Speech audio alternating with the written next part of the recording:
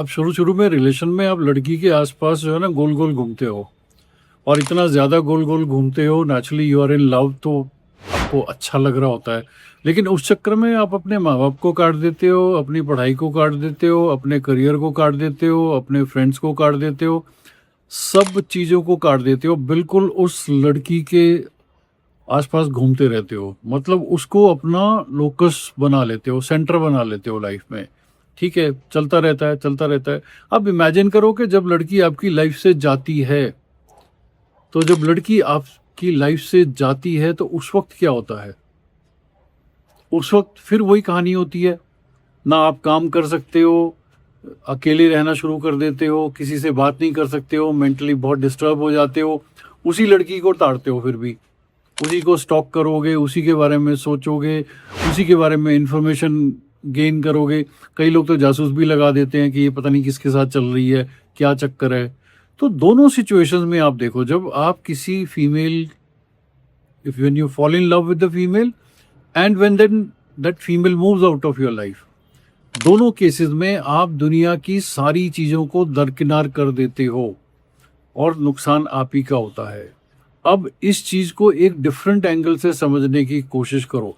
इस वीडियो में इस एंगल को अगर आप समझ जाओगे, आपको जिंदगी में किसी भी रिलेशनशिप में प्रॉब्लम नहीं आएगी।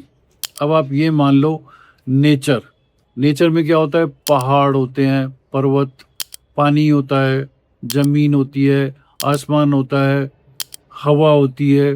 ठीक है, ये सारी नेचर हो गई। तो जब भी आप किसी के प्यार में पड़ते हो, फीमेल के प्यार में पड़ते हो, और या फीमेल आपकी लाइफ से चली जाती है, तो आप नेचर से दूर हो जाते हो। अब नेचर को हाइपोथेटिकली मान लो एक फीमेल है। नेचर जो है एक ऐसी फीमेल है जिसको लगता है ये यूनिवर्स मेरा परिवार है, और वो आपको देखती है कि आप किसी एक छोटी सी फीमेल के चक्कर में उस बड़ी फीमेल को, उस नेचर को इग्नोर कर रहे हो। बस यहां नेचर को जेलसी हो जाती है, वो भी एक फीमेल है। तो जैसे ही उसको जेलसी हो जाती है, तो वो क्या एक्शन लेती है?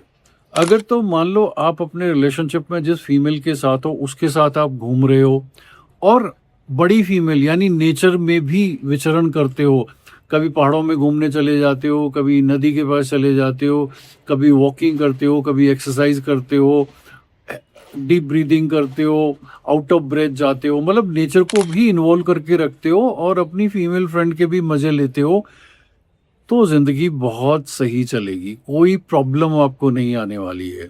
लेकिन अगर आप जरूरत से ज्यादा उस फीमेल के चक्कर में गोल गोल घूमना शुरू हो गए और नेचर को आपने काट दिया, मतलब आप ट्रेवल नहीं कर रहे हैं, आप ट्रैकिंग नहीं कर रहे हैं, आप कुछ भी नहीं कर रहे हैं, कोई स्पोर्ट्स नहीं खेल रहे हैं, सब कुछ काट के उस फीमेल के चक्कर में पड़ गए, तो फिर ये जो बड़ी फीमेल है, नेचर जिसको हम कहते हैं, हाइपोथेटिक सिचुएशन है, ये फिर आपकी हालत खराब करती है।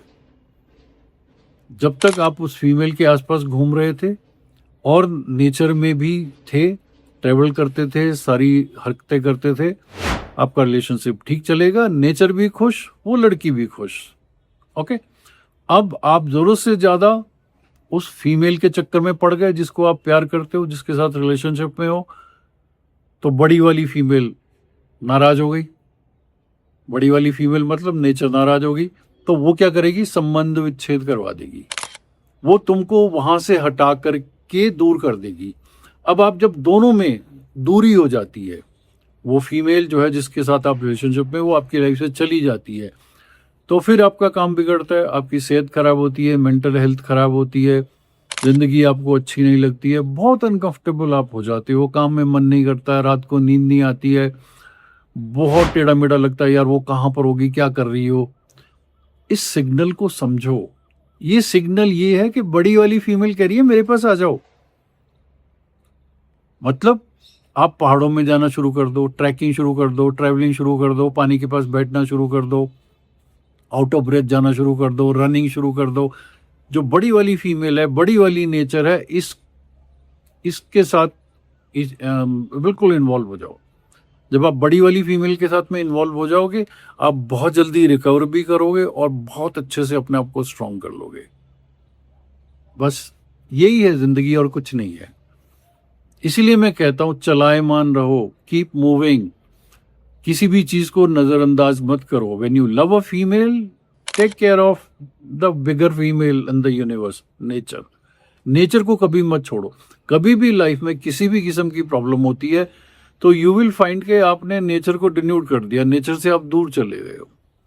तो जब भी कभी प्रॉब्लम होती है, किसी भी किस्म की प्रॉब्लम होती है, go and get merged with the nature. पेड़ को पकड़ के बैठ जाओ, घास के ऊपर नंगे पांव चल लो, ट्रैकिंग पे चले जाओ, पहाड़ों में चले जाओ, फ्रेश ऑक्सीजन ले लो, spend some time there, you will recover very fast. Okay, so next time when you are in a relationship with a female, enjoy that female, जितने जैसे आपको रहना उसके साथ में आप रहो, लेकिन नेचर को मत छोड़ना, नहीं तो नेचर बहुत जेलस करती है। सुनामी याद है, बड़े बड़े सब कुछ लपेटे में आ गया था। तो नेचर को गुस्सा मत करना। जैसे आपकी जो गर्लफ्रेंड है, जब वो गुस्सा होती है तो क्या होता है, तुम्हारी लाइफ में भी सुनामी आती है ना, सिर्फ तुम्हारी लाइफ में सुनामी आती है। लेकिन जब बड़ी वाली नेचर परेशान होती है, गुस्से में आती है, तो भैया फिर पूरी दुनिया में सुनामी आती है। Okay, I hope you understood this logic. Keep this logic at the back of your mind. Life में किसी भी चीज में इतना ज्यादा इन्वॉल्व नहीं होना है कि आप नेचर को भूल जाओ, because you are made of nature. आपकी जो पूरी बॉडी है, आपका जो मन है, आपकी जो कंप्लीट कंस्ट्रक्शन है, ये सब नेचर है। और एक दिन नेचर में ही आप चले जाओगे। So remember this. ओके, फिर क्या, take care, it's your life.